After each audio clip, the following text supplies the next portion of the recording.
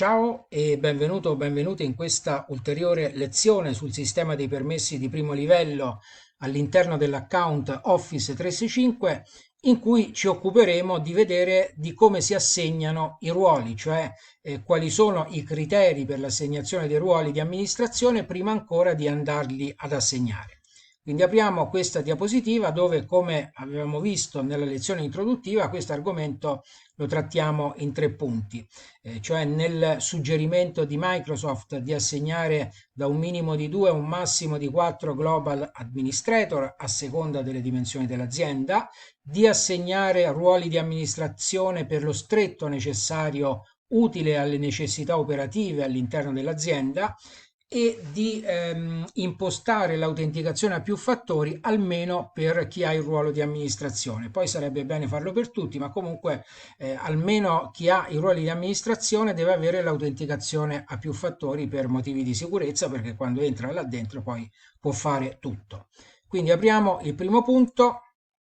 E qui, come vedi, ho fatto uno screenshot, ovviamente perché tu lo possa consultare sempre nelle diapositive, ma ora andiamo anche su Office 365, facciamo questo passaggio in maniera dinamica, dove io sono andato a evidenziare che questo utente, Alison Clark, non ha nessun ruolo di amministrazione. E ho cliccato su Gestisci ruoli e sono andato ad attribuire questo ruolo. Quindi vediamo, sono qui nel mio account, clicco sul nome di Alison Clark.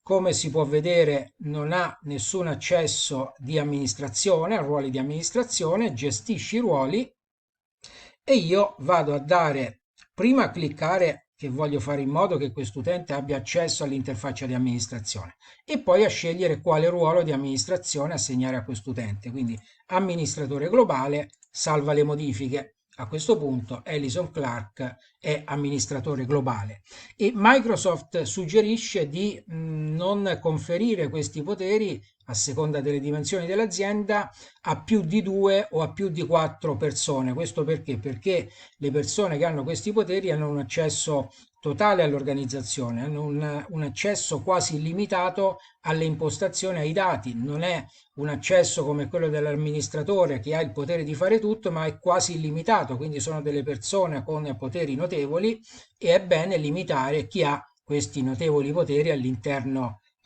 dell'account. Comunque, al di là del fatto che questi poteri devono essere limitati il più possibile, comunque è necessario avere almeno un amministratore globale e un amministratore di autenticazione, anche per fare in modo che in alcuni casi tutti i compiti da svolgere non gravino solo e soltanto sull'amministratore a monte, perché per esempio l'amministratore conferisce i poteri di amministratore globale, di amministratore di autenticazione. Ecco, questo è bene averne almeno uno, un amministratore globale e uno di autenticazione, perché per esempio se l'amministratore globale bloccasse inavvertitamente l'account e richiedesse una reimpostazione della password, questa è un'attività che in virtù dei poteri che gli sono stati conferiti ha anche di fare l'amministratore di autenticazione senza che tutto il lavoro gravi appunto sull'amministratore generale dell'account a monte. Quindi torniamo indietro, andiamo a vedere i ruoli utili allo svolgimento delle attività operative. Quindi secondo punto, assegnare ruoli alle persone nello stretto necessario per ciò che serve loro per lavorare. Per esempio, qui ho fatto degli esempi di operatori aziendali a cui non è necessario assegnare il ruolo di Global Administrator, ovviamente per motivi operativi. Per esempio, a chi svolge la funzione del controllo di gestione, che quindi dovrà vedere anche tutte le spese che ci sono per quanto riguarda le licenze di Office 365, non è necessario assegnare il ruolo di Global Administrator, basta assegnare il ruolo di amministratore di licenze. Così come non è necessario assegnare il ruolo di Global Administrator, ma sarà sufficiente quello di Teams e di SharePoint Administrator, che ovviamente sono ruoli inferiori, per chi è il responsabile di una campagna marketing che dovrà gestire il sito SharePoint e il team con cui realizzare la nuova campagna, per un responsabile di settore aziendale, per esempio la contabilità o la gestione delle risorse umane che gestirà il relativo sito SharePoint e il relativo team in Teams, per il responsabile acquisti che gestirà il sito SharePoint dell'azienda dedicato agli acquisti e il team dedicato agli acquisti dove all'interno del team per esempio farà confluire tutti i fornitori con cui chatterà, organizzerà videoconferenze, si scambierà file. Ecco, a questi tre soggetti non è assolutamente necessario assegnare il ruolo di Global Administrator, quindi non va fatto. Terzo punto, l'autenticazione a più fattori. Qui io ho messo il link alla diapositiva che abbiamo già visto nella sezione dedicata all'amministrazione in senso stretto.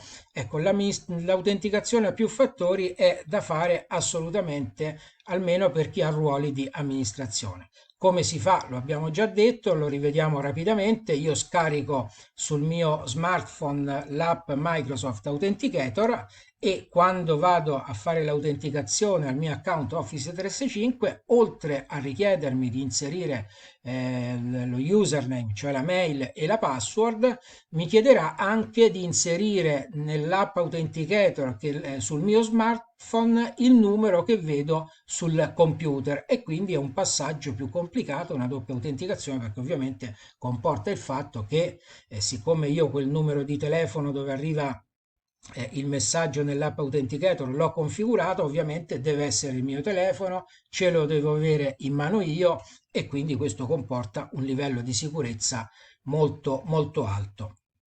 E diciamo che abbiamo trattato tutti gli argomenti relativamente a questa lezione e quindi ti aspetto nella prossima lezione dove cominceremo a vedere e analizzare nel dettaglio i ruoli di uso più comune che vengono assegnati dall'amministratore.